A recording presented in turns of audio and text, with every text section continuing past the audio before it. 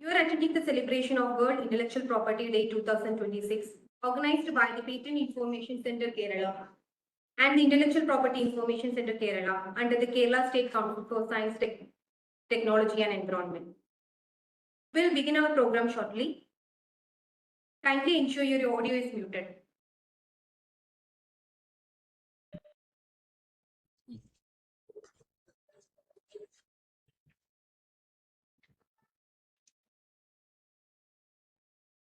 Hey, Sunil.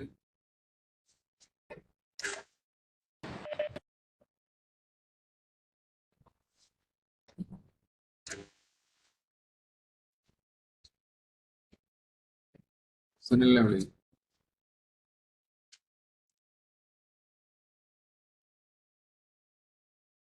Participants are kindly requested to note that the feedback form will be shared in the chat box. And also please note that the certificates will be issued to the participants who complete the feedback form.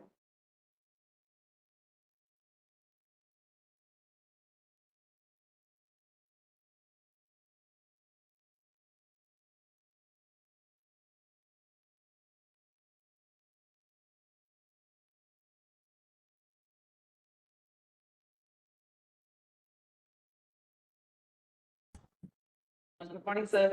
Sir, actually, Sabu sir and a technical issue feel that's already the order start. ആർക്കാണ് issue? Sabu sir, member secretary. Member secretary. I'm audible now. Okay, sir. Yeah. So we will begin the program, sir. Yeah, please.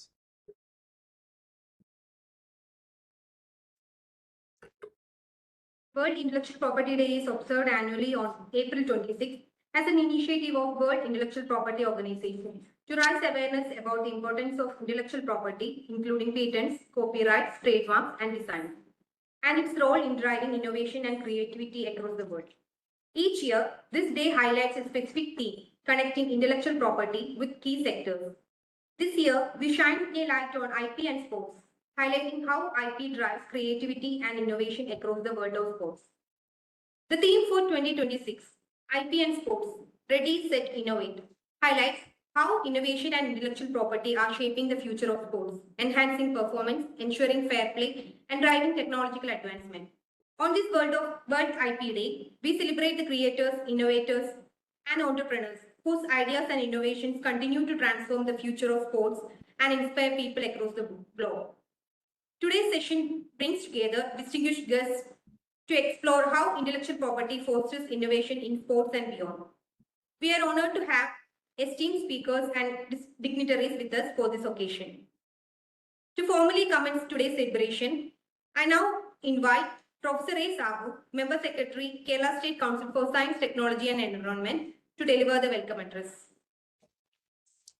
Very good morning, one and all.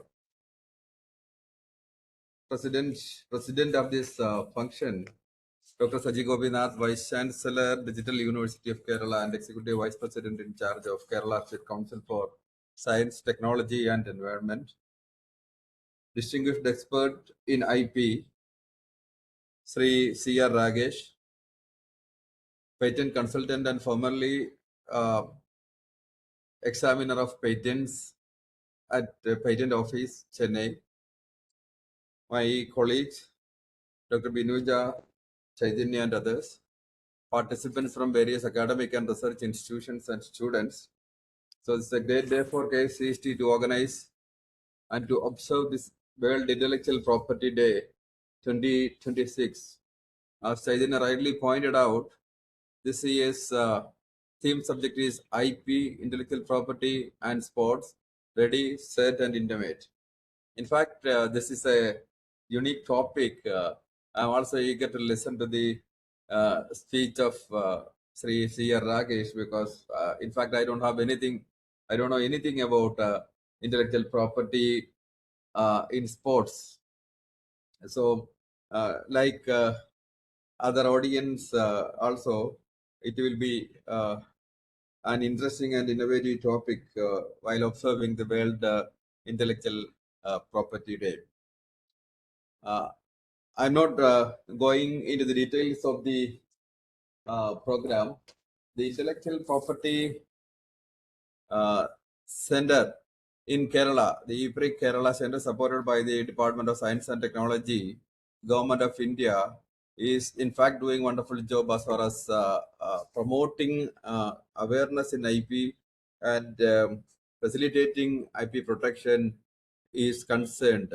I have some data with me. The number of IP filed from Kerala from March 2020, starting from 426 IPs filed in 2021. In 2025-26, we could file 862 IP applications from the state. So there is almost more than 50% increase in the number of IP getting filed from the state of Kerala. I'm sure in the coming years, with increased interest in filing IP, with increased interest in protecting intellectual property, in the coming years, we'll be able to file more. And I'm sure there will be more translation of know-how taking place from the state, which supports the industry, the entrepreneurs in the state also. So I take this opportunity to welcome all the distinguished participants to the program. The meeting is chaired by Dr. Saji Gopinath, professor from Indian Institute of Management, Calicut, who is also the Vice Chancellor of Kerala Digital University, and currently he is in charge of the Executive Vice President position of Kerala State Council for Science, Technology and Environment. So on behalf of the entire team assembled over here, let me welcome Professor Saji Gopinath to this function. Today's guest is Sri C.R. Rakesh, as an eminent person in IP. He was a patent examiner with the Patent Office Chennai, and currently he is working with the Daimler Automobiles as a patent consultant. He is specializing in commercial vehicle design and all. I'm sure Mr. Rakesh will be able to enlighten the audience with today's topic, IP and sports. Let me welcome Sri Rakesh to this meeting. Thank you, sir. Dr. Binuja is giving the vote of thanks, and the meeting is in fact organized by the team of experts from the Patent Information Center Kerala under KSCSTE. Let me welcome and congratulate the entire team for organizing this function. The online meeting, the webinar is attended by experts from academic and research institutions and students, and I'm sure people who are interested in IP are also attending this meeting. Let me welcome all of you to this meeting. So let me thank Sri C.R. Rakesh for accepting our invitation. So with this few words, let me conclude. Thank you very much. Thank you, sir, for your warm and insightful welcome. We are now honored to invite Dr. Saji Gopinath, Executive Vice President, KSCSTE, and Vice Chancellor, Digital University of Kerala, to deliver the presidential address.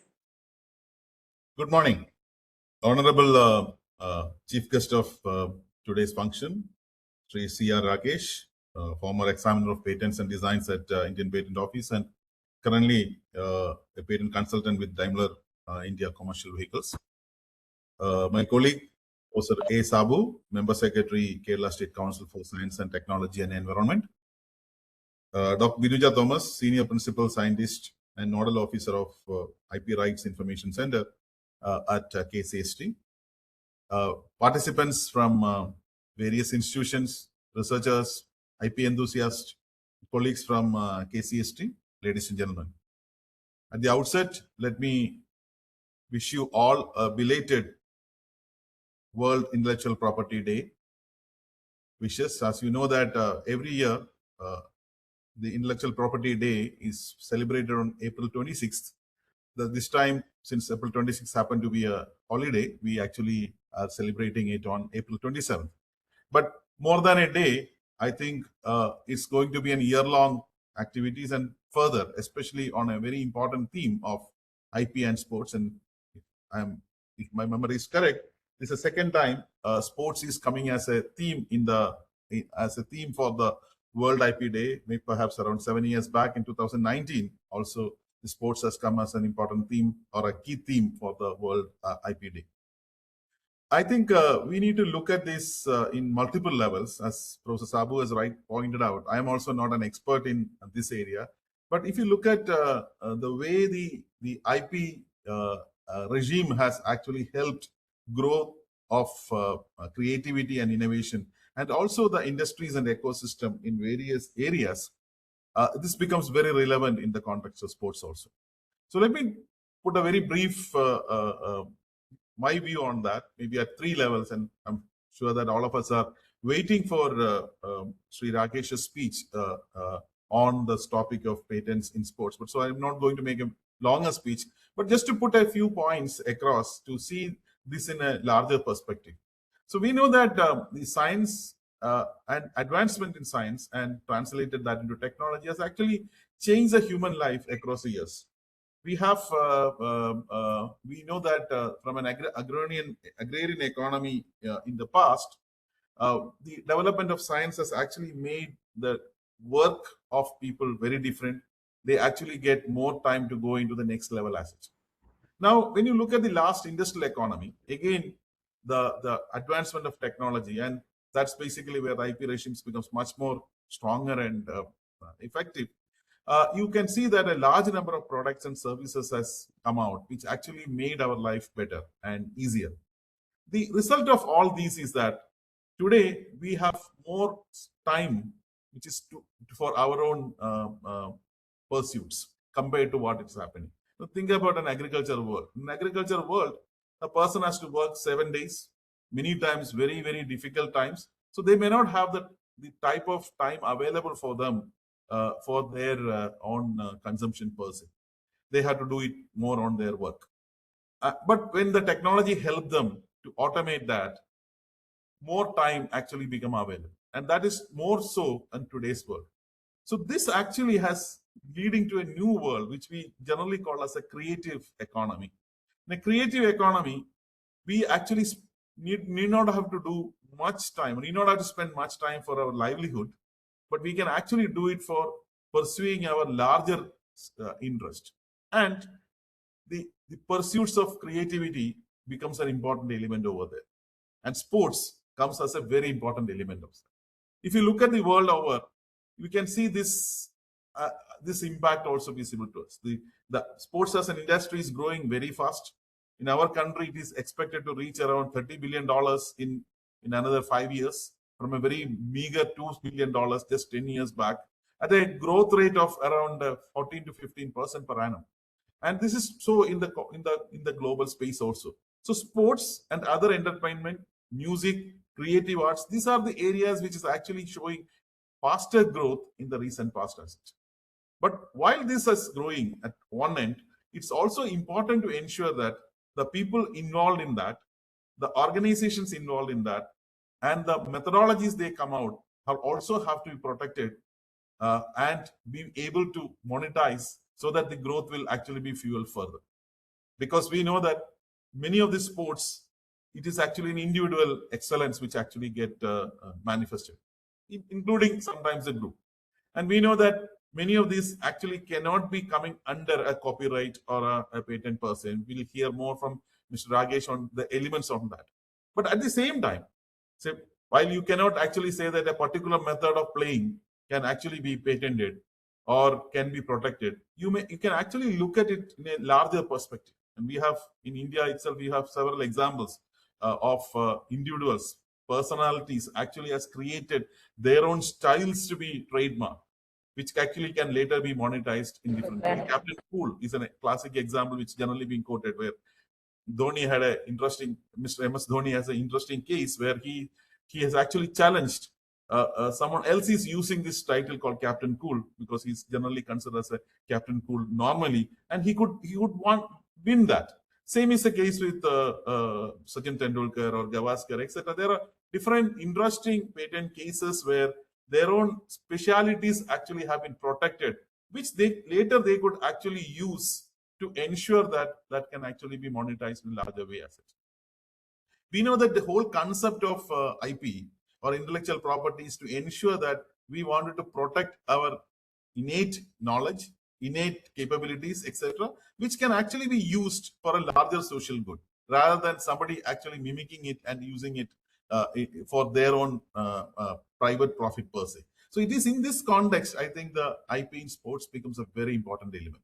And sports, as we know, is a very large area because it has got a long supply chain, right from the products, gears which is being used, whether it's being the direct sports equipment which are being used in the field, to the supporting things, to the final dissemination models, which includes the broadcasting rights and the methods in which it's actually being spent, and the various products and services which actually get branded along with that. All these actually created a very, very large ecosystem. A classic example of that is the IPL, which we all know that how it has actually created a different brand and created a large industry around that. So much so that today around 85% of India's sports business comes from cricket. And that's basically where the protection of this becomes a very important element as such. And I'm sure that Mr. Rakesh will be giving more insights into that. But before I close this, let me actually put this on a slightly different point altogether, because I know that there are many IP enthusiasts here and activists here and people who are working on this area. It's also important that we need to look at how this theme of IP in sports can actually be used to help what we call as a marginalized sports. Every country, every part of the world has got its own indigenous sports. India has got, Kerala has got, even within the Kerala also in several pockets or several villages may have that. But unfortunately, many times they are not able to scale up to the level which is required to be, because you don't have the right support ecosystems provided for that. And more so, some of the part of that, some of the elements of that actually get mimicked in some other type of sports. We have several examples globally on that, where the indigenous sports part has actually been taken to a commercial sport, and then it has actually gone scale up, while the indigenous sport actually got into oblivion as such. This is an area where I think we need to actually start working on. This is an area where I think this year's theme will become a very, very important asset. While we have strengthened the existing larger sports infrastructure, providing jobs for a large number of people, providing meaningful engagement for a large number of people, providing entertainment for a large number of people, but at the same time, can we actually use an IP regime, a group of that, whether it is patents, trademarks, licenses, all of them, including, we know that even geo indicators, geological indicators can actually be applied to the sports. Classic example is Kashmir willow bats, which we know that, which actually got a GI tag, which is a sports equipment, which actually got a sport tag as such. So can we actually use that to ensure that some of these local sports, which may actually be used or practiced by a very limited number of people, can actually be scaled up into the global world? Because, as I said, when technology, especially AI and related technology, is actually making our life easier, our work easier, and we have more spare time for available with us, the sports and entertainment and creativity are the ones which are going to take the center stage. In such a case, not only these professional sports, some of the sports which is imported from other part of the world, like cricket, for example, which is imported from other part of the world, it's important for us to see how we can use IP regime to help grow and scale up our indigenous sports per se. And that's basically where, because every indigenous sports is actually linked with the culture of that particular region. It is created with respect to the socio-economic and socio-political factors of those region. It is helped based upon the environment of that region, because we know that some of the sports which we use today are not actually ideal to the existing environment for us. But what was originally being developed are actually highly ideal for them. But the lack of an intellectual protection regime has actually made many of them into diminution as such. That is an area where I believe that we need to work in this year, in this particular year as such. And that is basically where, as the title says, the IP and sports, last time it was reaping the gold or something like that was the title, I believe. This time, and that has actually resulted in creating IP-based sports ecosystems across the world. But today we are ready. set and we need to innovate. And that innovation, if it can actually go down to the lower levels, go down to the levels where the indigenous sports can actually be supported, local sports can be supported to get into the center stage. That's going to be the case where this year's purpose will actually going to be extremely meaningful. I'm sure that those of you are here hearing this and working on this area will have very interesting ideas to share and maybe to practice. And I'm sure that from a KSCSTE's point of view also, we will actually be looking on how we can use technologies from various institutions within the KSST to look at how do we actually protect, grow, and support the sports through this IP protection regime per se. With that few words, let me also invite Mr. Rakesh for giving his expert lecture on the role of patent in sports, and wish all of you once more a very meaningful World IP Day. Thank you very much. Thank you, sir, for your inspiring words and valuable perspective. Now we move on to the highlights of today's program, the IP Day Oration. The topic for today's oration is Athletic Innovation, How Patents Shape Modern Competition. It is my great pleasure to introduce our esteemed speaker, Sri C.R. Rakesh, a highly experienced professional with expertise in innovation, intellectual property protection, and IP management. He currently serves as a patent consultant at Daimler India Commercial Vehicles Private Limited and has previously held key positions at Tata Motors as Senior Manager and at Patent Office, Government of India as an examiner of patents and designs. He is a registered Indian patent agent and holds an M.Tech degree in civil engineering and a postgraduate diploma in intellectual property rights and an LLB from Pune University. With a distinguished career spanning industry, government, and legal domain, he brings a rich and practical perspective to the field of intellectual property. I warmly request Sri C.R. Rakesh to kindly take the floor and deliver his address. Thank you. Professor A. Sabu, Member Secretary, Dr. Saji Gobinath, Executive Vice President, Dr. Binuja Thomas, Senior Principal Scientist of Kerala State Council for Science and Technology, and all other participants. Very good morning to all. I'm presenting my screen. Please let me know if you are able to see the screen.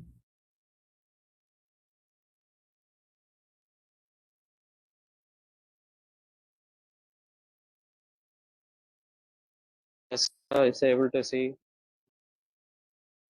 Thank you.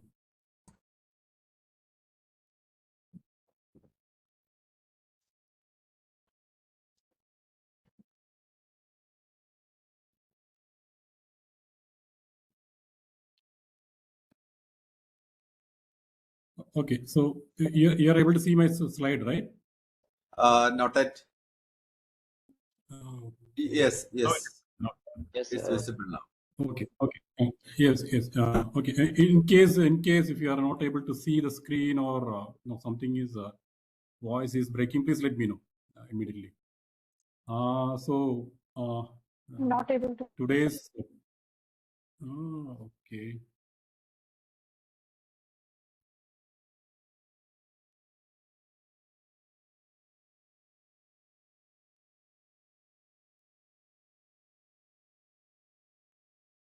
Is it okay now? so we can see a PowerPoint and the screen Other of meeting. windows. All right. So I think all can see the presentation slide, right? Now it's visible, sir. All right. Okay. Thank you.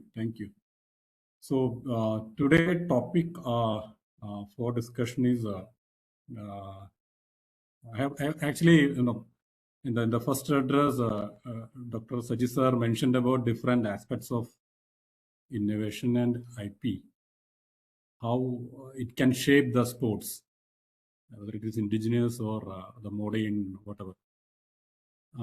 So there are various topics which we can discuss, but I have today I have selected a topic how the patents shape the competition. So that means how the technology, the innovation shaped the modern competition, how the technology progressed in different forms of sports.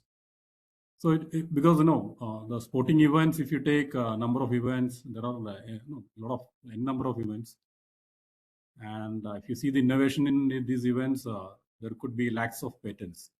So taking through the entire portfolio, explaining everything, that's something is very difficult. So what we will do is we will go through some of the major sporting events and how the technology progressed in these sporting events, and by the progress, what happened to the competition. At the end, we are looking at how this competition has changed over a period of time because of the innovation. Now, it is not just about the human skills, it is more about the technology. So the skill versus the technology, we can say it is a 75-25%. In some sports, it could be 50-50%. So technology got a major contribution in deciding the competition level and how people are achieving the higher and higher levels. So this topic of World Intellectual Property Day 2026, the theme is Ready, Set and Innovate. It is from the famous the theme of Ready, Set and Go. So we are saying it's Ready, Set and now it's Innovate for the competition. And it's every 26th April, it is celebrated every year to give an awareness on how intellectual property, including the patents, copyright, trademark, drive the innovation, creativity, and it's all leading to economic development.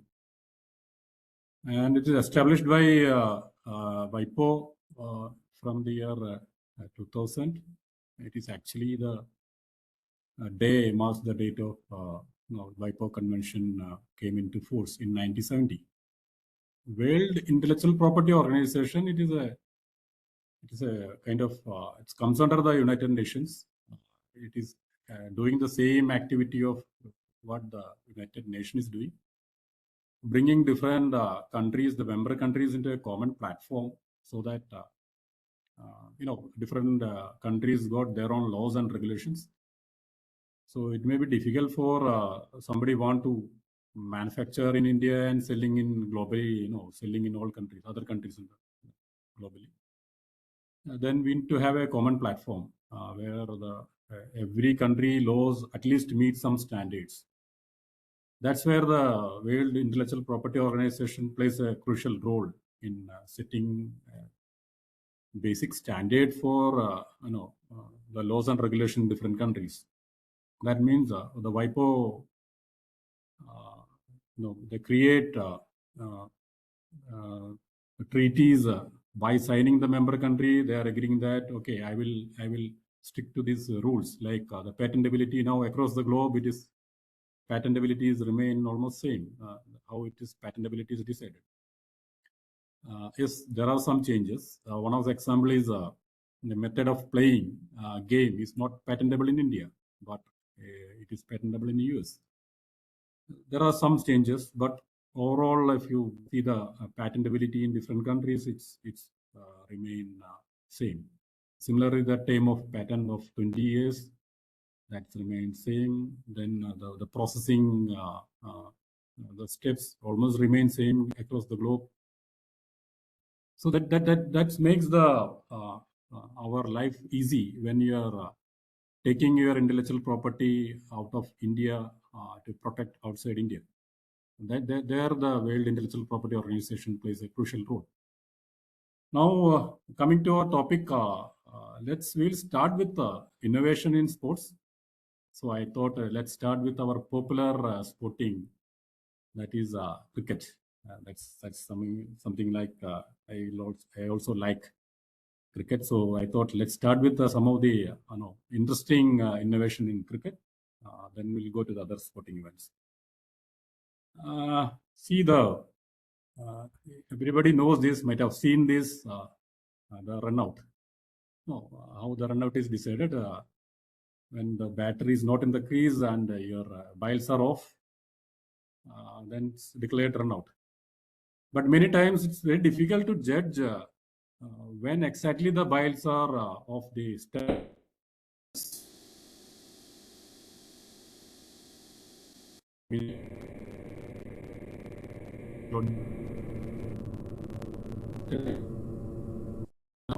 Exactly when the biles are moving off the stem or the dislodging from the stems. So in the year 2010, there is one invention. It's invented that the moment the biles are dislodging from the stems, it will start light up. So it's got an LED. You could see there is an LED.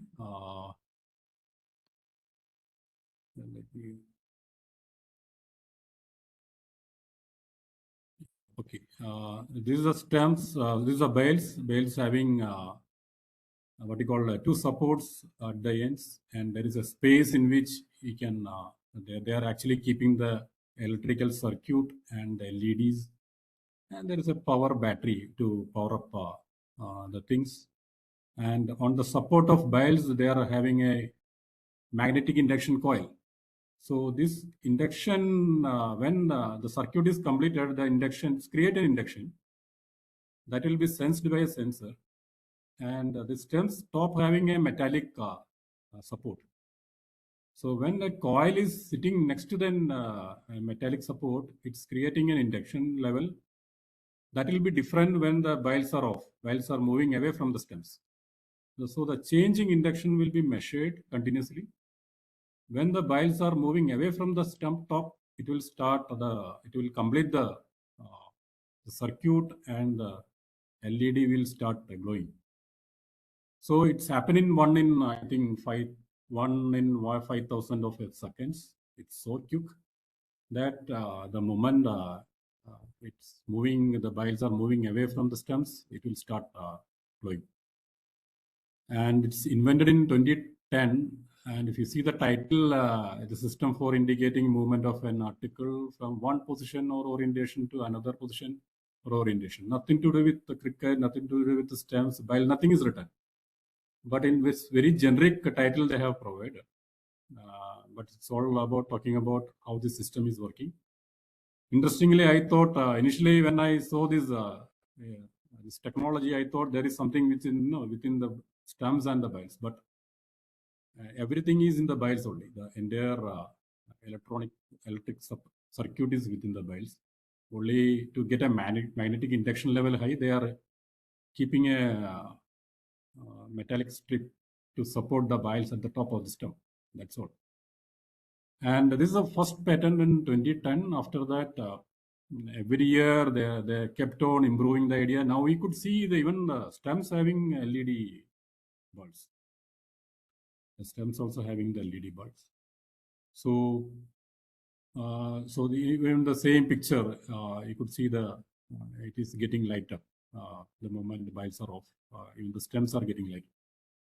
What happening is they have added later on. They have added a LED bulbs within the stem, and there is a wireless communication between the biles and the stems. The moment the circuit is on, it is giving a wireless communication to the stems to activate the LED. Now this is the latest one currently they are using, and this patent is now held by Sony Entertainment, and they have the ownership. The next one is the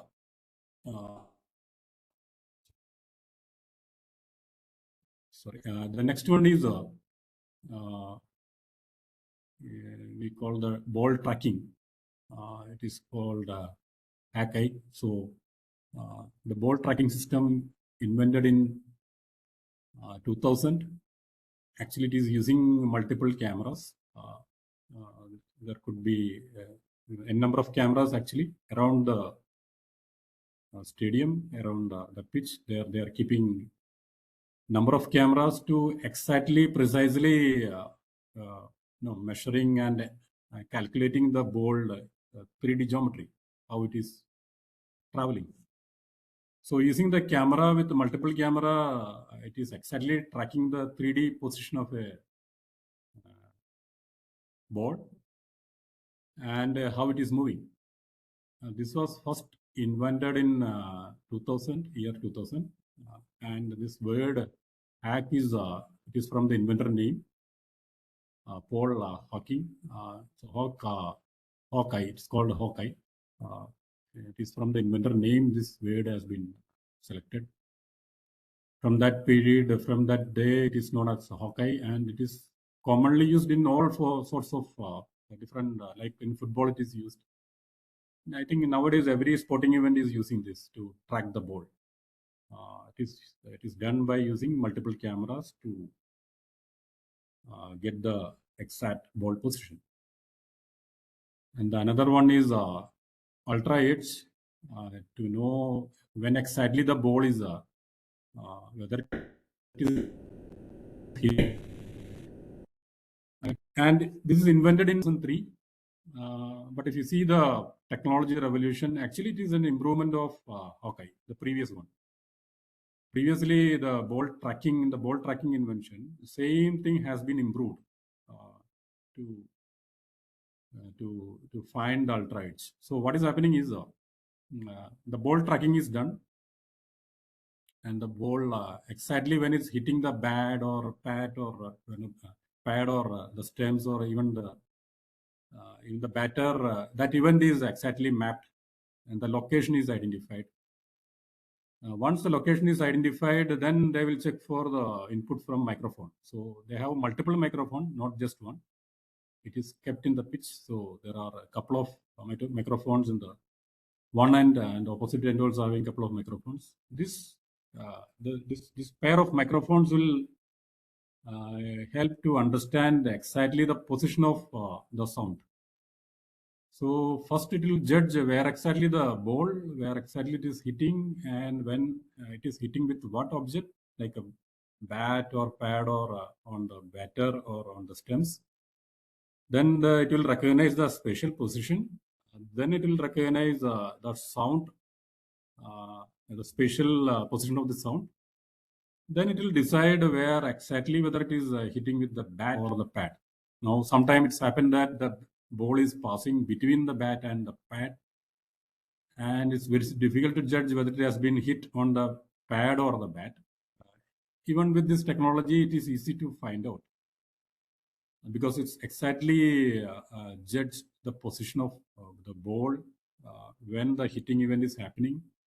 The 3D position is done before it is taking the audio level. So basically, it's a improvement of the Hawkeye that we have seen in the previous slide. So these are the famous nowadays used most famous three innovations in cricket, and how it has been changed the competition. Basically, these three innovations are the DRS, decision review system used in DRS. One wrong decision can spoil the sport. It can spoil the competition. One wrong decision. So the innovation taking the competition, even though it is not directly to the competition, it is a decision improvement system. It is improving the competition to a different level, where the possibility of error we are minimizing to the zero level. So the results are best. The competition is best. All right. Next, the question is which sporting event having the highest number of patents filed? Any idea? You have any idea? Which sporting event having the maximum number of patents filed? It is the golf. It's having more than 30,000 patents. And if you see every element of golf, like the ball, golf ball, the club, what we call the striking thing, and even the golf tee. Tee is this element. It is used to keep the ball for the first strike. And if you see the technology trend in golf, maximum number of patents are filed in golf club head side, Then there are patterns on a golf ball, then the tee, then the gripping. There are many. There are many. I think each and every element of golf is is patented. And if you see the ball side, the ball is having multiple layer balls, having different partners.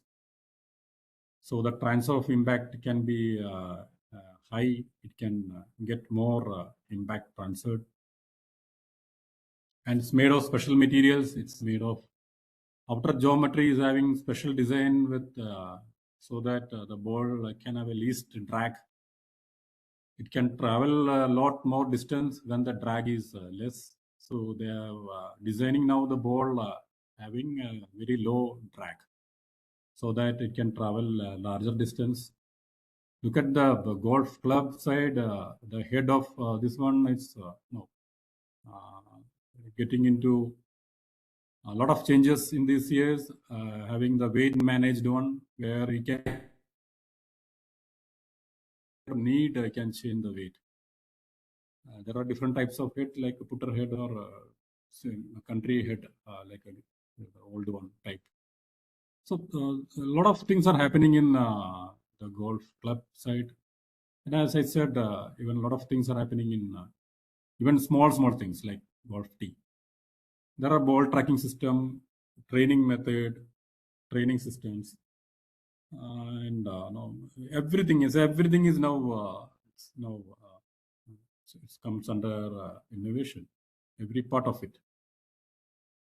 And maybe this is rich people game. That's maybe the reason why a lot of patents filed in this area, because return of investment is something which everybody is looking when he's talking about innovation. So all these gears having maybe selling at a very high premium rate. That's how the return of investment is getting for innovative products. Now, why do we patent sports gears? What is the reason? So what is patent? Everybody knows it's for the new ideas for product and process. By filing a patent, we get the exclusivity in the market, so that whatever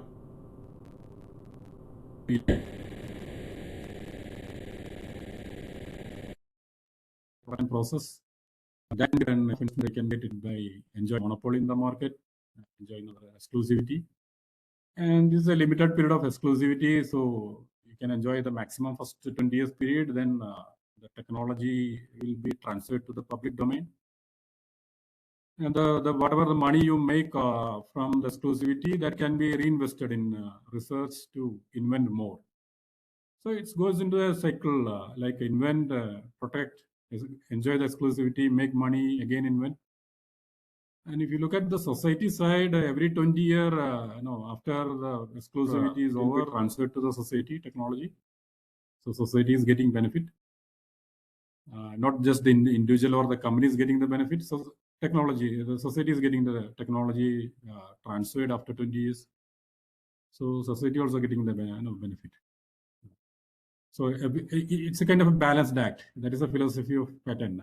Everybody is getting benefit, not just the individuals who creating the things. It is also the society also getting the benefit. That's why the innovation that's need to exclusivity. That's why we need to go for patenting our ideas. The famous thing is Nike dry fit technology. Dry fit technology, it's about the sports gear like a t-shirt. In a hot day when the humidity are high, then you will be sweating while you are playing, and you will not be feeling comfortable. You cannot put your best effort. To solve this, Nike invented a dry fit gear technology. So actually, it is absorbing the entire sweat from your body. So this fabric is having a multi-layer, one layer with hydrophobic and another with a mixture of hydrophilic fibers.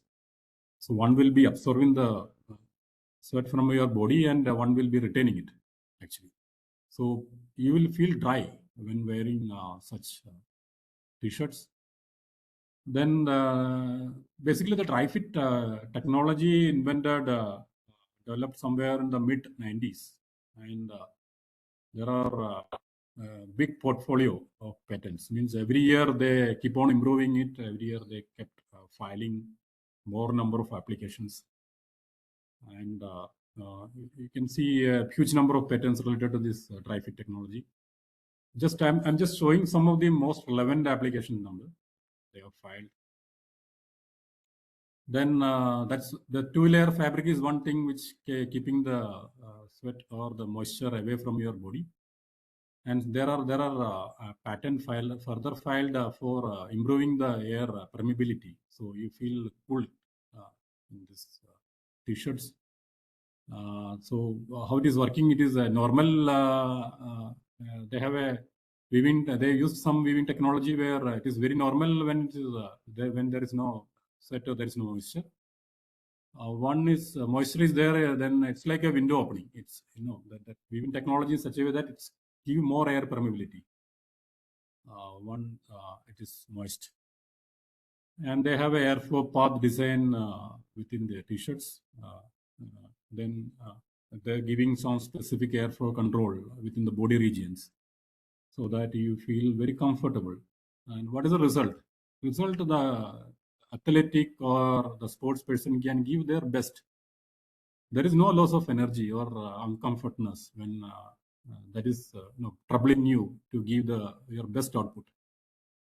So these kind of gears will help give a best result for the competition. That's the end result from the innovation. Now see the leather to the labs. We will discuss the point on how the shoes, revolution on shoes happened. The story of Nike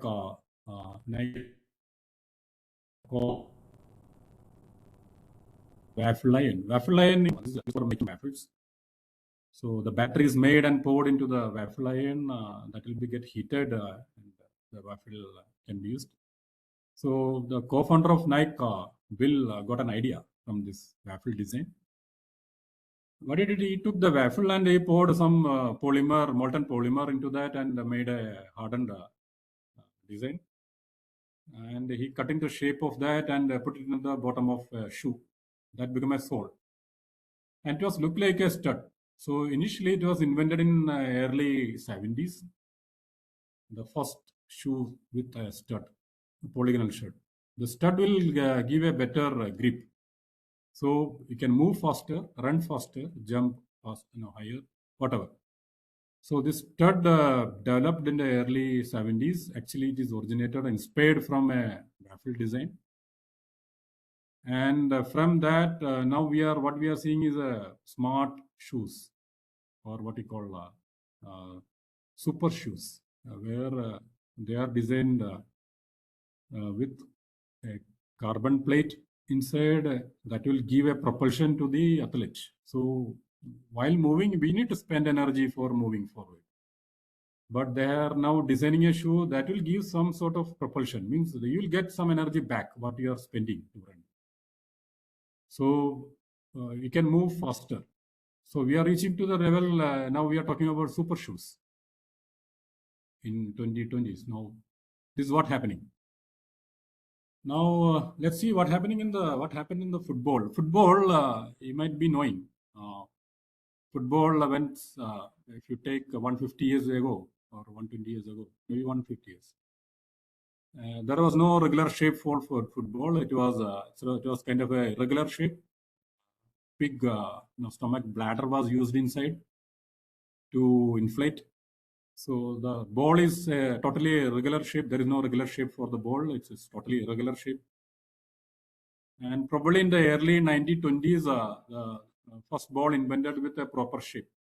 At that time, it was looked like what we call now a rugby ball kind of a thing. It is again an oval shape. This was the first type of invented. With the proper bladder inside and got a nipple to blow the air inside, it can maintain. And from that point, it is constantly improved a lot. And now what is you're seeing is modern football, where it's having a multiple layers, in the interior layer having the bladder, then outer layer leather casing, then outer to that there will be a specific pattern pasted to that. And there are sensors nowadays. The sensors are inbuilt within the ball to track the ball, check the pressure, having accelerometer which can give the location, the spin, velocity, elevation. Then RFID tags to check and locate the ball. This sensors can even used for checking whether a ball has crossed the boundary line or the goal line. So it's goal line technology is evolving now around the ball sensors. It could be a camera where you can see different images, visuals that you have never seen before. Now the problem is once you attach a sensor on one side, then their equilibrium of ball will be compromised. So that's the reason why now they are inventing a new arrangement where even if you add a sensor, the ball stability maintained. So we have multiple what you call dummies or kind of things will be arranged at 120-degree angle from the center of the sphere, so that this ball will be always in equilibrium. Its performance never affected by adding any sensor to that. So these are the technologies now they are working on to get a high level of competition experience, where there is no issue of judging whether the ball has crossed the boundary line, ball has crossed the goal line. No, now we got the technology for everything. And in famous thing is VAR. You may be knowing that VAR system to check the goal line.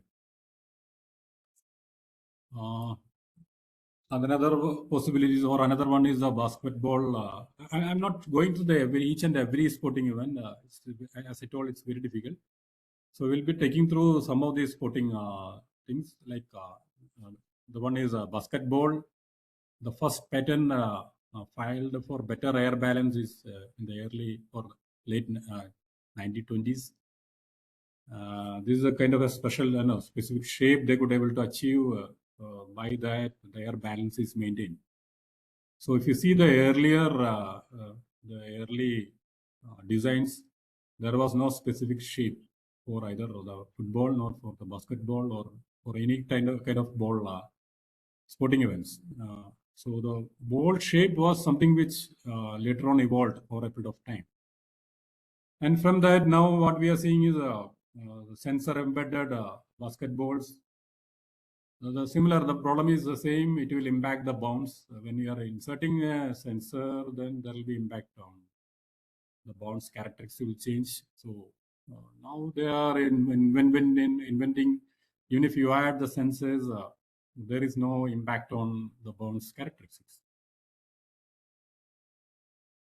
Okay, now let's see the super shoe revolution. What happened in what is a super shoe? Super shoe is, as I told, we are using a shoe. Athletes will be using a shoe. So while running, you need to spend your energy to propel you to move forward. This shoe will help you to get some energy back what you are spending. So it is having a form which will return energy. They are saying 85% of the energy what you are when it's pressing against the ground, that will be returned. And there is a carbon fiber plate used. This is a fiber plate used within the shoes that can retain some energy. And what they're claiming is this is a trademark on that Vaporfly 4%. Its ability to improve the running economy by an average of 4%. Right. Now, later on, they have improved further and they made 3-plate technology where instead of a single plate, they are having 3 different plates. So the benefits are very high. And there is a marathon runner. It's a cyclist who could able to run a trial marathon within 2 hours. That is a 43 kilometer marathon run in 2 hours. It was never possible before. By using this shoe, and there are some other advantages, some other innovative features used in the cycle. This is one of the things we use, the energy return shoes, super shoes. So he could able to achieve something which is not possible to achieve in the past. So this technology is making it competition taking to a different level, which was not even possible or not even thought that time to such a level. Now, this has triggered many other issues. That's the problem. Now it's called a technological doping. You know the doping, giving undue advantage, because these shoes comes with what we call a premium tag, premium rate or premium pricing. So it is not that everybody can purchase and use it. No, that's not possible. So those who are using it to get the advantage, those who are not using it, they will be lacking. And then the issue comes like unfair advantage and technological doping. That's why the Olympic Athletic Association has now banned the super shoes. They set some limitation that okay, fine, you can use it, but they have set the limitation maximum one plate that is allowed, with the foam thickness again limited to I think 30 mm or something. So foam thickness is limited now. The number of plates that can be used is limited. To not to give undue advantage for some people. So make it a fair competition. That's the problem. Now we are talking about innovation. Now the innovation is taking the competition to a different level. Then comes the technological doping issues. Then we do innovation. Now that's what happening. Now we have to limit the innovation to keep it in the level where everybody is equally can equally compete. That's a problem. Over innovation is sometimes created trouble. That's what happening.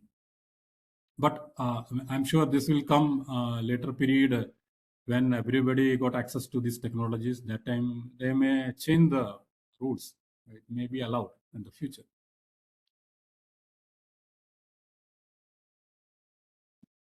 Next is pole vaulting. It was, if you see 18th century or the 19th century, they used wooden poles. That is 50s to 1900. They were using wooden poles, or even the beginning of 1900 or 20th century, they were using wooden poles. It is very heavy.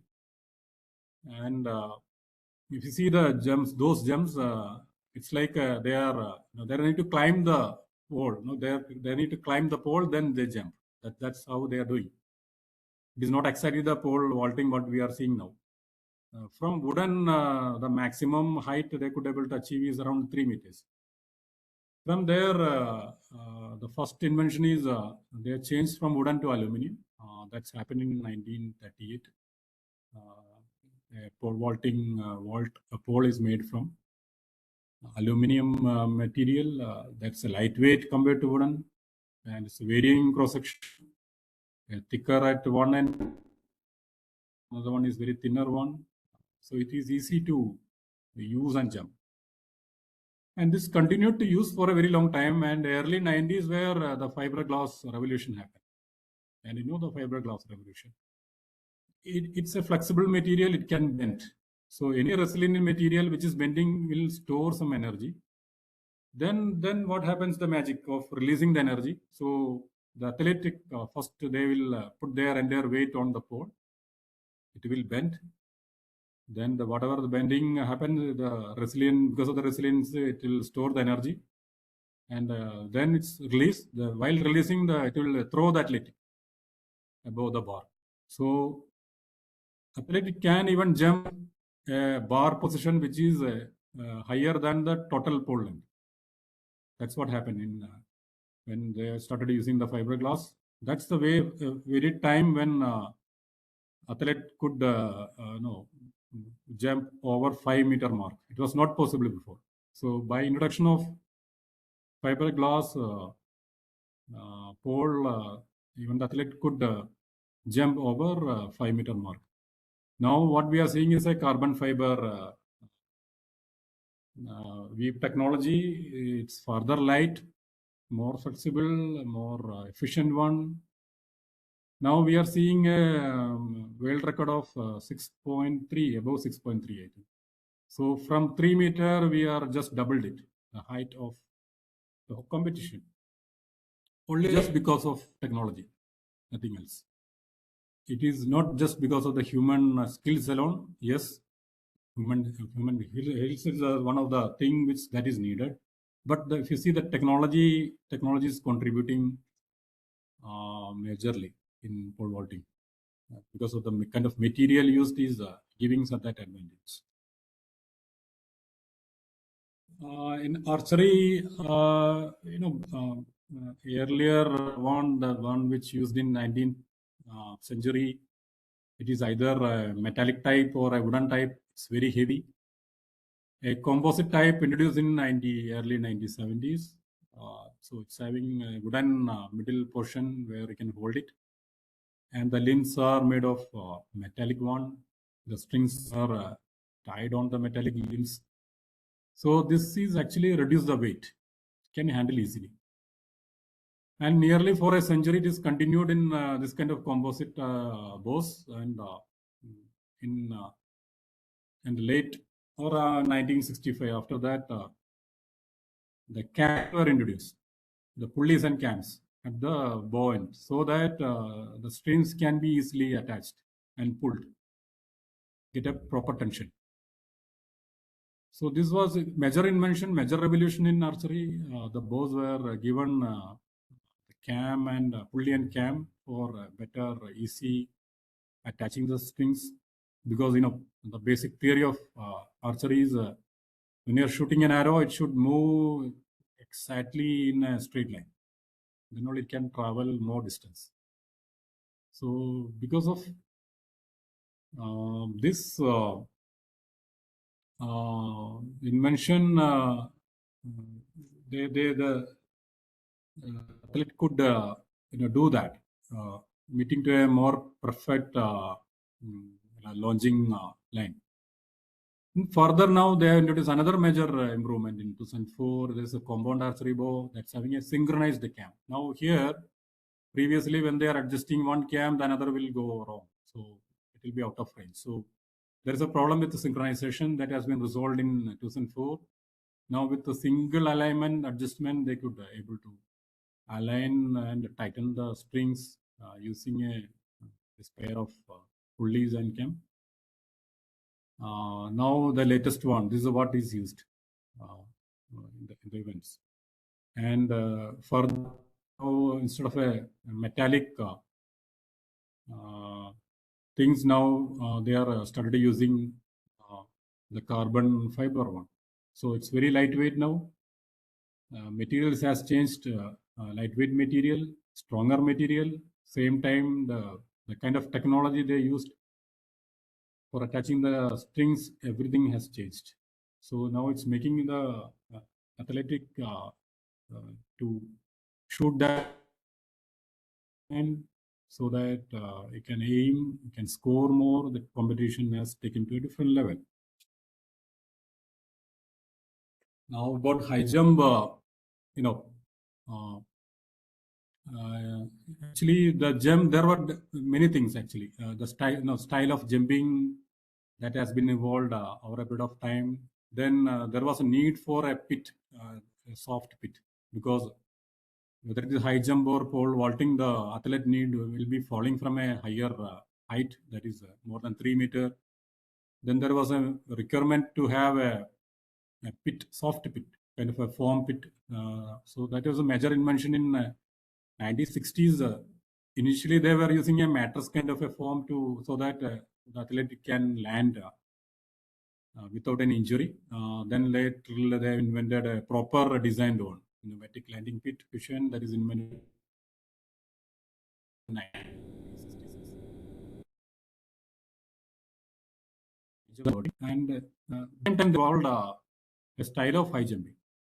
So there are many style evolved over a period of time. This what you are seeing is the flop style.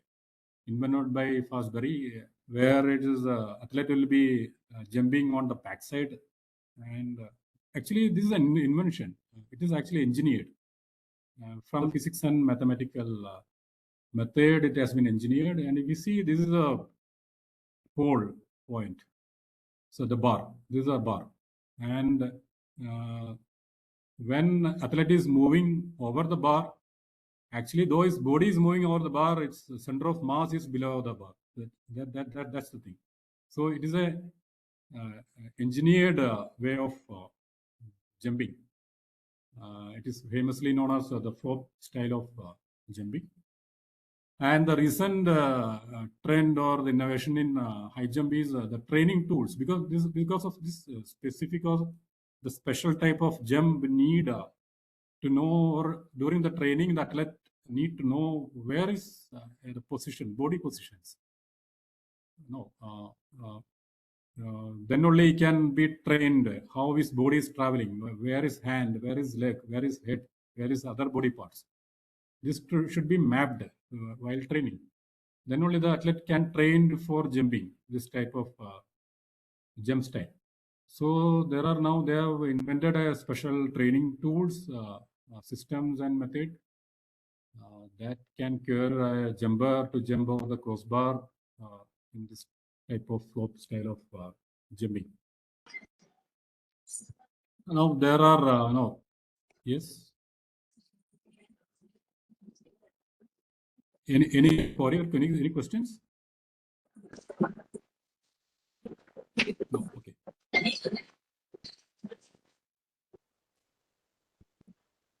Now in water, speed beyond the track, that means we are able to achieve what is not thought of. So it is called the Speedo L-Star suit. 98% of 2008 Beijing Olympics medals won in this.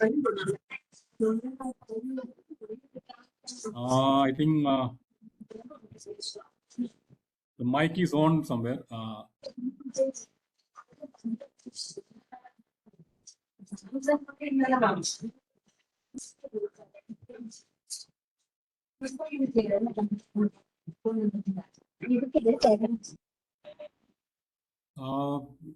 Hello, can you continue? Yes, sir. Hello. Okay. So I was discussing about a suit which is actually won the medals, almost all medals in 2008 Beijing Olympics. It is a patented technology. This suit is having inner core layer. It is a stretchable fabric. Actually, it is compressing the abdomen and lower back to get a proper streamlined body, so that when you are moving in water, there is less obstruction against the movement. And the further thing is the drag created by the suit. It is much lesser than your the drag created by the skin, human skin. So they could able to create a sports suit or the swimming suit that can create a drag which is far less than the human skin. That's why the results are so high that almost 10 Olympic records created using this swimming suit in Beijing Olympics. And same again, the technology doping controversy started, then they have limited this using this suit. Now it is not allowed to use this suit in swimming competitions. Now they are allowing only the permeable textile fabric that to limited body coverage. So if you see the 2008 Beijing Olympics, you could see the athletes wearing a complete suit over the body. But after that, 2012 onwards, this has been banned, and now you could see it's like a common suit used after that. And it's not about the sports gears or the what you wear or the kind of the things used for playing sports. It is about the track which is used for running. So the track revolution that's happened in early 80s. Before that, if you see the track developed from mud or mix of bitumen, mud or sand or what you call cements. So composite things were used, but it were very hard based on. So hard is the problem is when athlete is running in a hard track,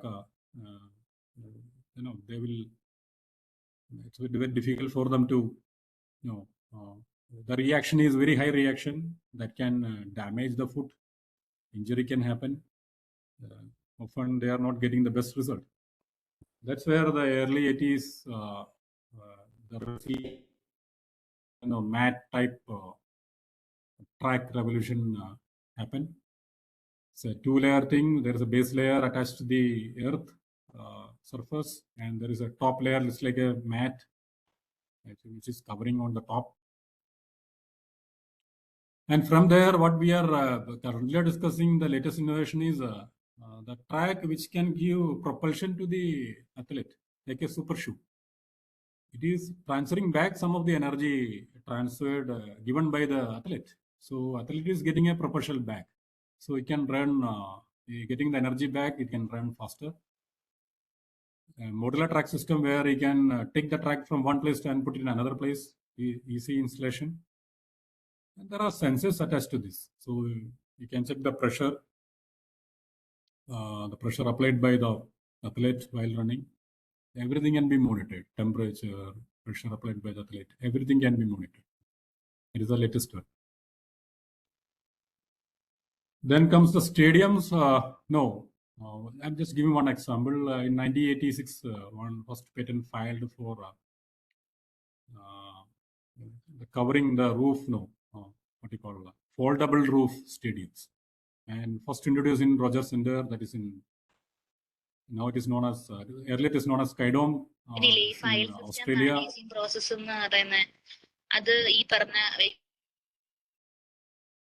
Sorry.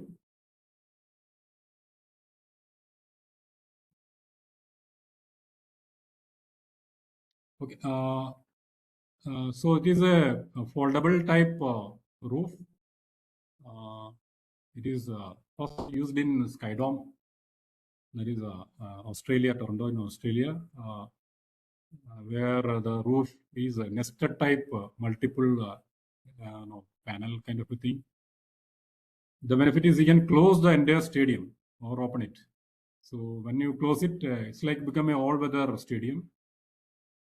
Under all weather condition, the game can continue the game. The only thing is this huge area need to be air conditioned when it is closed. That's something that has been in 2010 and something which is used in Qatar football, World Cup. One of the stadium has been designed something like this. It's also a nested type roofing element, but having a micro cooling system. So not the entire stadium is cooled, but only the where the people are sitting or the specified areas are cooled with the micro cooling system. So this is the latest stadium innovation that has been used in Qatar World Cup. It is owned by Qatar Football Association.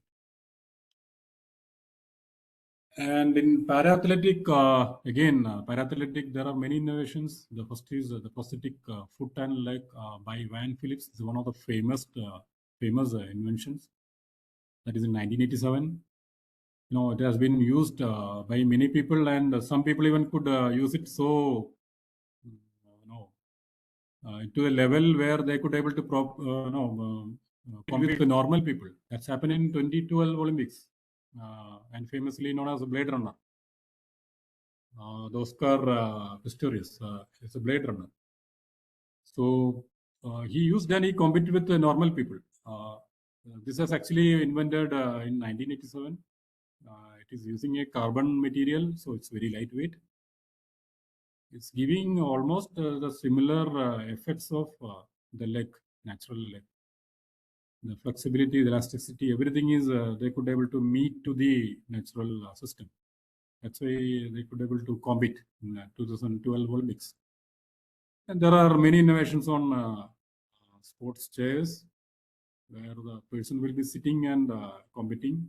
It is commonly used in sports like table tennis and many forms of sports. So in parathletic, there are a lot of innovations in parathletic where the competition has taken to a different level. And the most interesting area of even because I work in automobile, this is one of the area where it's very interesting, because when you're looking at the Formula One cars, each and every part of it is innovation, actually patented, you can say. Whether it is the front wing or the rear wing, which is controlling the air, because these cars will be running at a very high speed, 350 or 400 kilometers per hour. So at that speed, your aerodynamic should be in a perfect way. Otherwise, it can damage the car or it could lead to a less efficient movement. That's why they have the best aerodynamic systems.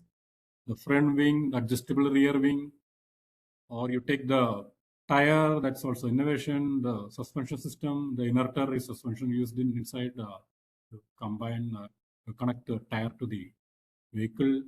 Then the body panels, it's a composite, carbon composite nowadays. Then the engine, the halo safety structure is a patented one, licensed to all. It is for the safety of the driver. Then comes the engine. Then comes the engine is nowadays it's a motor generator unit, so energy recovery is happening while braking or slowing down. Then the seamless transmission, where the gear changing is seamless. Shift gears are used, and underbody tunneling, where underbody structure is having a tunnel inside, so that you get a low pressure area that will keep the entire vehicle. There will be pressure on the entire vehicle to the ground, towards the ground. It will keep the vehicle to the ground. Otherwise, what happens is there is since the vehicle is moving at very high speed, it will be a tendency to fly, literally a tendency to fly, and it will happen. It will fly this at 350 km/h. This vehicle can even fly. It will not fly actually. It will just take off 1 or 2 seconds, then it will topple and crash. That's what happening. To avoid such thing, they have built a under tunnel structure where some of the air will be passing through this, creating a low pressure. Because of the low pressure at the bottom side, this entire will be pressed to the ground. So it is avoiding any lift happening on the vehicle. So the beauty is every element of Formula One car is an innovation. Each and every element. And some of the most famous patented designs are mentioned here. Right, I think we are running short of time, so I don't want to go each and every one now. And in cycling, there are many innovations. Nowadays, the cycle, even the materials are carbon fiber material, lightweight. And the gears are very common. There will be multiple gears, 10 gear, 15 gear, 19 gears. There are many gears used in gear for different, to be used in different terrain. And it is activated by lever in the handle. So cable will be running from the handle to the gear. In 2012, they have invented a wireless gear shifting system. So the gear shifting is here. It's a electromechanical gear shifting. Instead of a manual gear shifting, it's a electromechanical. That means mechanical gear shifted with electric motor. And this motor is activated from a wireless technology, where the control system is built in the handle. And there is a switch to activate. When you are activating the switch, selecting the switch for a particular gear, it will communicate to the control system at the gear side, mechanical gear side. It is activated by electrical motor. This is invented in 2012. Before that, wired electronic shifting was invented by Shimogo in 2008. So nowadays, this is the most popular thing used in cycles. That actually, if you take mechanical shifting to the electronic shifting, the shifting is happening in very less time. So that's giving some advantage in competition. easy shifting and faster shifting. Then comes the smart wearables, so in smart wearables, there are technology actually fit into the your sports gears like T-shirts, which will be continuously monitoring like electromyography sensors, which will be continuously monitoring the electrical signals from your muscles.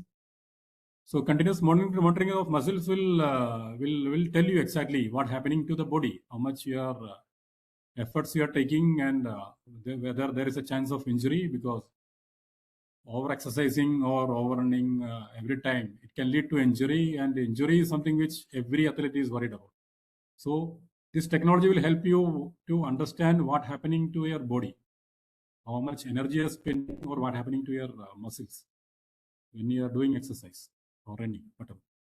So this is one of the technology currently very popular now. This another one is app where every movement is monitored, whatever the movement you are doing, and that from your movement, it will automatically detect whether you are sitting, walking, running, and then it will start analyzing how much distance you have traveled, or what activity you have done, what energy you have utilized. And there are many apps. Every day they are now started developing new and new apps. Now, after revolution of AI, they have started introducing the AI. So data analysis become very easy now. Now I'll end with the patent was okay. As we know, exclusivity is something which gives advantage for the company to get the money back what they are investing. Now that's why they are filing patent. Then when somebody is filing a patent, there will be a trend from others to use the same technology, copy the technology. Then comes the patent war, like infringement actions. This is one of the famous one, like Nike and Adidas. Nike introduced what they call the Flynet. It is a single thread shoe. Means the shoe upper portion is made from a single continuous thread. Because of single continuous thread, it is a lightweight. And initially it is introduced by Nike and with the trade name Flynet, and later on Adidas copied a similar one, and they introduced as a PrimeNet. It became a conflict between these two companies. Nike taken action against the Adidas. They sued them. Then it has been settled later. And similarly, another tech war is Adidas sued Nike for copying their patents on data, especially the training data and other thing, like something is used in the app, what we discussed in the previous slide. And anyway, they are settled out of court in 2022 in August. Nobody knows what is the settlement deal. So this is also happening when the exclusive, when it comes to the exclusivity, people are there's a chance of people copying similar technology. Then it comes to the patent war, patent infringement suit between the companies, because everything is it's about money. So I'll end with the session now with a note that patent is not about making money or taking the profit. Actually, if you see the technology improved, they are also dictating the limits of human achievement. So if you look at simple example is pole vaulting, because of the technology, we could able to reach to the level which nobody thought of. So with the technology, we are going to a higher level of competition, taking to a different level just because of the innovation. So on this day of World Intellectual Property, I would like to thank the KSTC for giving me the opportunity to present this topic. I wish you all very happy World Intellectual Property Day. Keep inventing, keep patenting, keep protecting your ideas. So whatever ideas generated in your mind, that become a property.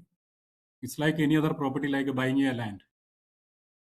But very few people know value it is equal to a land. Many times we got an idea, but we never go and protect the ideas. Just leave it. So value it. It's like a property. What you own it like any other property. Own it in your name. File to register the idea in your name. File by filing a patent or other forms of IPR. So happy inventing. Enjoy. Thank you. Thank you, sir, for the very informative and thought-provoking session.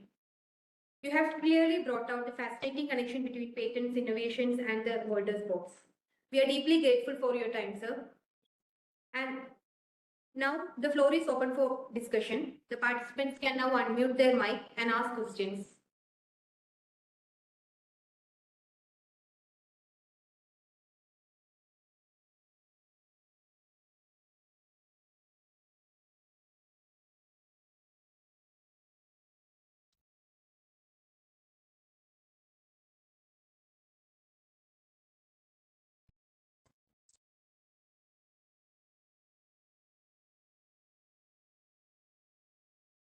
So we have a question in the chat box.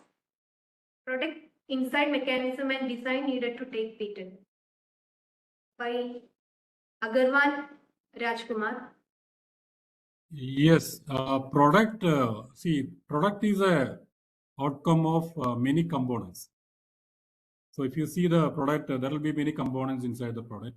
So when you're, if we want to take a patent on a product, then each and every component inside need to be protected separately to leverage the patent benefit. So every aggregate or every arrangement inside the arrangement should be protected to get a complete protection on the patent side, sorry, product side.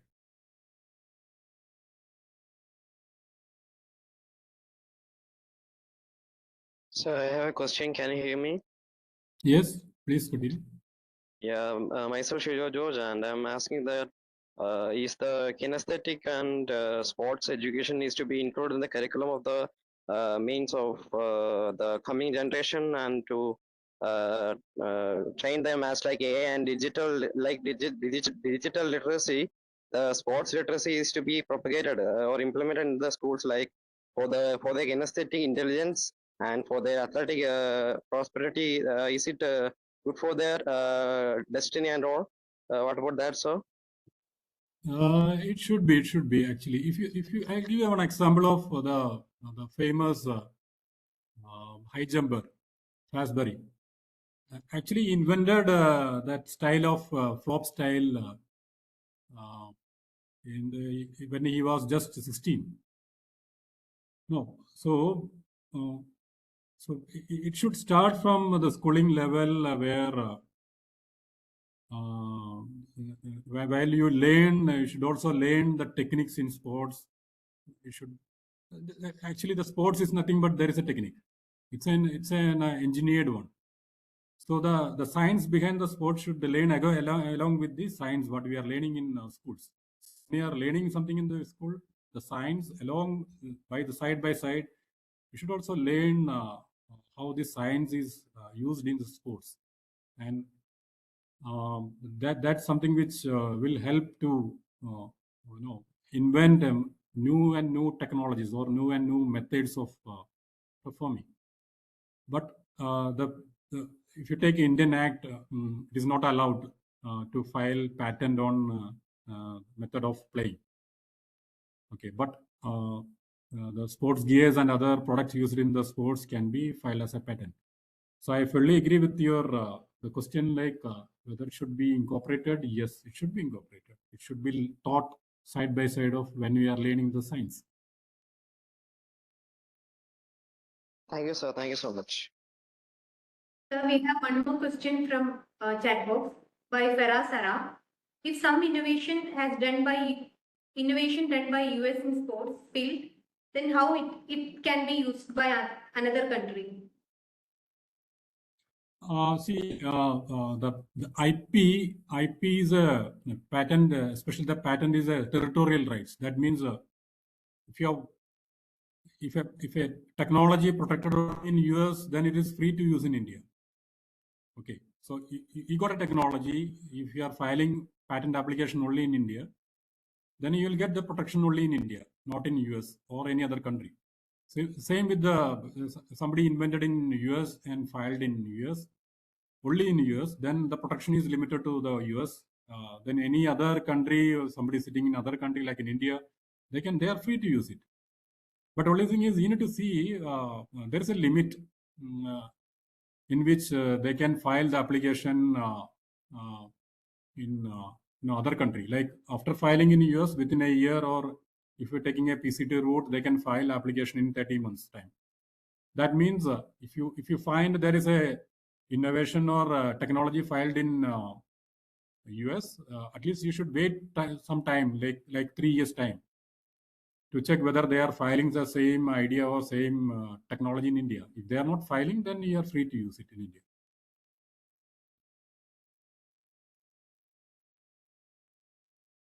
So the next question from Vidya is, can AI-based technology can be patented? AI-based technology, yes, it can be patented, but because AI is something like it's a kind of an algorithm. It is not a algorithm. As per Indian Act, mathematical methods are not patentable. So if you see the algorithm, AI algorithm, they are not patentable as such. To make it patentable, you need to apply somewhere. So if you are using an AI algorithm to train, that's something which can train an athlete using a tool. So that tool, including the AI algorithm, can be patentable. But if you take only that algorithm and taking out only the algorithm and try to file a patent, then it may get rejected.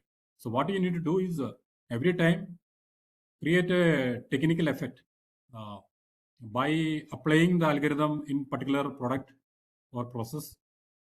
Thereby creating a technical effect, you can go for filing a patent.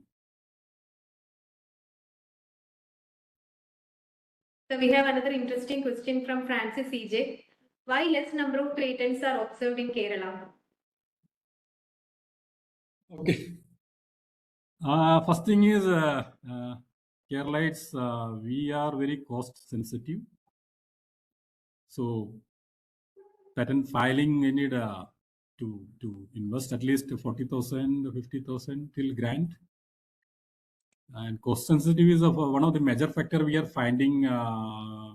People are a bit shy in filing patent. I don't know. It's the right way to use. Yes, you are right. The number of patents are very low. Awareness is, it's okay. Yeah. If you see the outside Kerala and inside Kerala, awareness is okay. Another reason is, if you take other states, they have big universities like, there are the universities like, what do you call, in Punjab, they file more than 1,000 applications in a year. And many major universities, I'm talking about the private universities, they file a huge number of applications in a year. We don't have such universities in Kerala. Maybe the JN University is something which is recently started in Kerala. We need to wait. Maybe in recent coming years, there may be more number of private universities. They invest a lot of in innovation. They file a lot of patent application. That is one thing. Second thing is industry. We don't have the big industries what other countries, other states having. Like take Maharashtra, they are the maximum filers from industry level. They have a huge manufacturing plants and manufacturing industries in Maharashtra, especially the auto sector. Same with Tamil Nadu, same with UP. So those countries, those states who are filing good number of patents, they have a good industrial activity, bigger universities, universities which are spending a lot of money in innovation or filing patent application. We are lacking in that particular area. Yes, I fully agree with that. Maybe in the future, let's hope that we will also compete with others. And we are here to help you, especially KSCSTE is there to help you in every aspects of patent filing. So only you need to initiate from your end.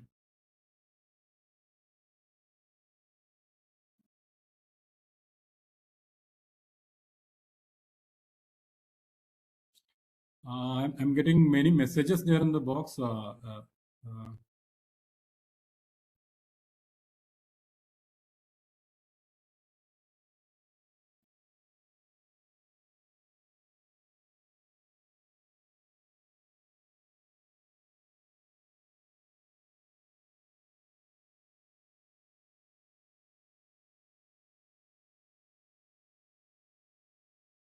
It is written, somebody asked, as a youth, what we can do for awareness for patent and innovation, because many are, they don't know about patent and its process.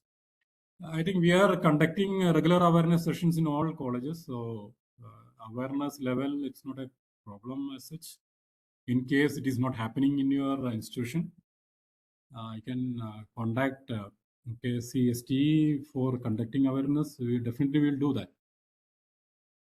And charges, somebody asked about the charges. I don't know exactly the charges, but patent side, as an individual, when we are filing, it is 1,700 for patent filing. Then for examination fee, there will be 4,000. So 5,700 is what you need to spend for getting a patent. But for drafting and other purpose, the attorney will charge you around 40,000 plus 40,000 plus. What is the next step that can be taken by someone after getting a patent granted if want to develop the product further? You can connect to KSCSTE, and we have a Kusum portal.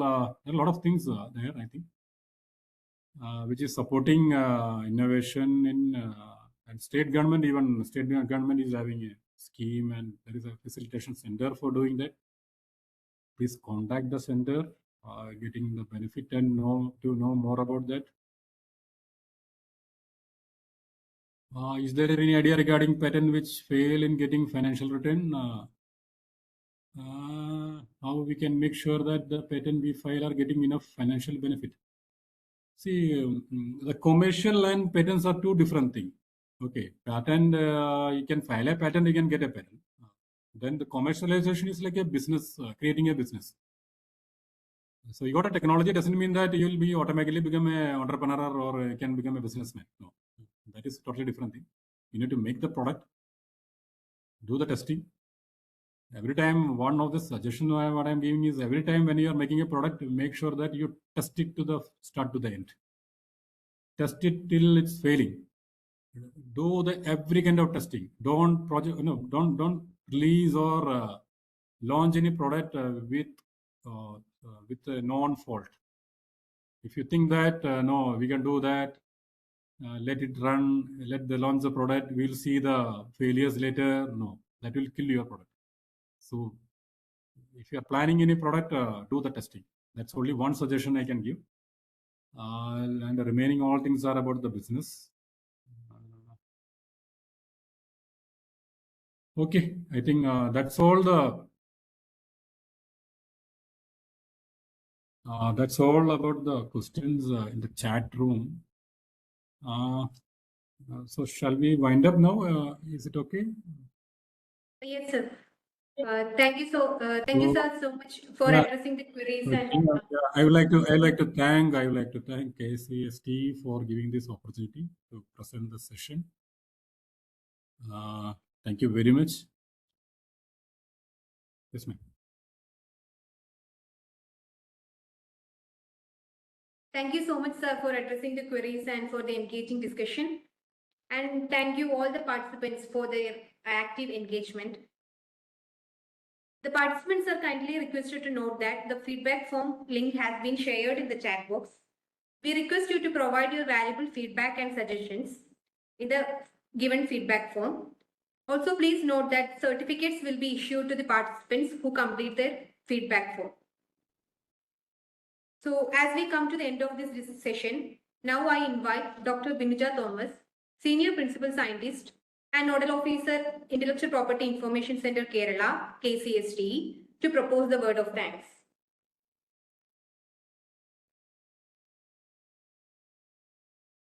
Good afternoon, everyone. Respected Chair, invitees, participants from various institutions, and my dear colleagues. On this World Intellectual Property Rights Day 2026, we had a lot of input on how the sports and IP are interlinked and finally contributing to the science, technology, innovation ecosystem. Now, let me move on to the duty entrusted to me. First of all, let me profusely thank Vice Chancellor Digital University Kerala and Executive Vice President in charge KSST, Dr. Saji Gopinath sir, for the thought-evoking presidential address highlighting the way forward for fostering the knowledge economy and the global perspective on IP rights associated with the sports and games. Professor A. Sabu, Member Secretary KSSTE, is always keen in the functioning and activities of IPRICK.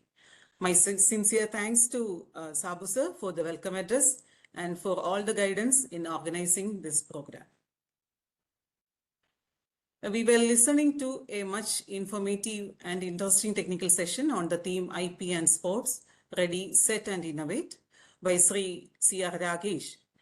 He had given a detailed presentation with a special emphasis on IP associated with the athletic innovations, especially the various sports gadgets, accessories, equipment, even stadium, and also the patent war, and how these patent wars were settled. So it was really informative and interesting session. On behalf of KSST and IPR Information Center Kerala, let me place on record sincere thanks to Sri C.R. Ragesh for the enlightening session. Thank you, sir. Our sincere thanks to the researchers and faculty from various universities, also the coordinators of IPR cells established by KSST at various academic institutions, students from various institutions, and also scientists and technical staff of KSST headquarters for joining the session. Also special thanks to the officials of IPRICK, Sri Safiq, Ms. Chaitanya, and Vidyasri for the technical support, and also Sri Sunil of ISD division for effectively managing the online platform. Hope you all had a wonderful session. Let us be ready, set and innovate with the IP ecosystem for the future. Thank you, one and all. Thank you, ma'am, Thank you, ma'am. for the Thank you, gracious sir. word of thanks.